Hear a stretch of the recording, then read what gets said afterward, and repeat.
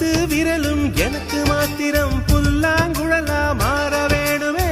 எந்த சாமி எனக்கு அந்த வரம் கொடுக்கும், நல்லா வரம் கொடுக்கும். மீனா மாறி நீரில் நீந்தணும், குயிலா மாறி விண்ணில் பறக்கணும். காத்தா மரமா பூவா நானும் வாழ்ந்திடணும். பொருத்தி துணு வேணும்.